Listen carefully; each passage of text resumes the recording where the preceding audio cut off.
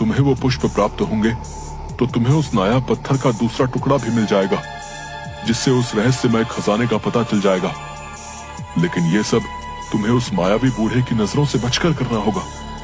वो अभी अपनी झोपड़ी में आता ही होगा। तुम जल्दी जाओ यहाँ से। हाँ, मैं अभी तुम्हारे लिए कमल के सफेद पुष्प लेकर आता हूँ। जिसके बाद भोंदू सफेद पुष्प लेने जंगल जाता है और एक नदी किनारे सफेद कमल के पुष्प देखता है। लेकिन जैसे ही वो पुष्प लेने के लिए हाथ बढ़ाता है, वो कमल के पुष्प गायब हो जाते हैं।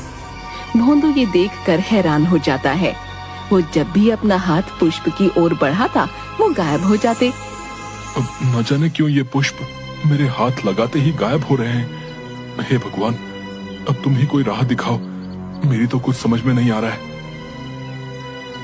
तभी भोंदू के पास एक नदी से एक कछुआ बाहर आता है। तुम जो कोई भी हो, ये चमकदार कमल के पुष्प तुम्हें ऐसे प्राप्त नहीं होंगे।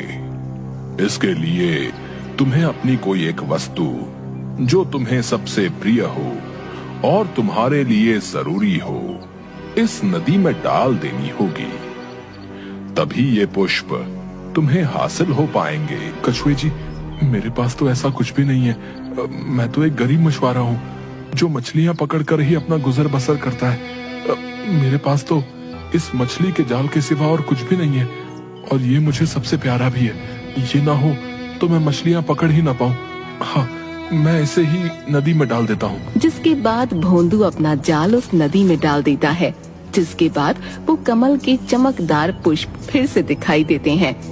भोंदू उन्हें तोड़ लेता है। जैसे ही भोंदू के हाथ में पुष्प आते हैं, अचानक से नदी किनारे एक पत्थर बहुत चमकने लगता है। पुष्प तो मुझे प्राप्त हो गए हैं, लेकिन ये चमकती हुई चीज क्या है भला?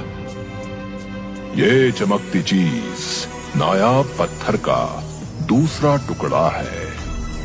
तुम एक ईमानदार और साफ दिल इंसान हो, जिसके पास इस नदी को देने के लिए कुछ भी नहीं था। लेकिन तुम्हारे लिए जो सबसे कीमती और उपयोगी था, तुमने वही इसमें डाल दिया। इसलिए ये नायाब पत्थर तुम्हारे हिस्से में आ गया है। जाओ, इसे यहाँ से ले जाओ, इससे पहले कि वो मायावी बूढ़ा यहाँ आ जाए। वो तुम्हें अपनी मायावी शक्तियों से मार डालेगा। जाओ, यहाँ से ले जाओ इस पत्थर को। भोंदू वहाँ से कमल के चमकदार सफेद पुष्प और नायाब पत्थर का टुकड़ा लेकर मायावी बूढ़े की झोपड़ी में आ जाता है। ये देखो, ले आया मैं तुम्हारे लिए कमल के सफेद पुष्प। भोंदू उस बकरी रूपी ब्राह्मण को वो सफेद पुष्प देने ही वाला होता है। तभी वहाँ पर मायावी बूढ़ा आ जाता है। कौन हो तुम लड़के, और मेरी इस झोपड़ी में आने का तो साहस कैसे किया? बूढ़े बाबा, मेरा उद्देश्य आपको कोई हानि पहुंचाना नहीं है। मैं तो बस इस बकरी रूपी ब्राह्मण की सहायता कर रहा था। नादान लड़के, इस ब्राह्मण के साथ अब तू भी मारा जाएगा। मेरे इस खजाने की खोज में जो भी बाधा बनेगा, मारा जाएगा। क्षमा करें बूढ़े बाबा, मुझसे भूल हो गई। तो अब सजा भुगतो। जैसे ही बूढ़ा अपनी शक्तियों से भोंदू पर प्रहार करता है, भोंदू झोपड़ी की दीवार से जा टकराता है और उसके हाथ से सफेद पुष्प गिरकर बकरी के आगे गिरते हैं और चमकीला पत्थर दूसरे कोने में।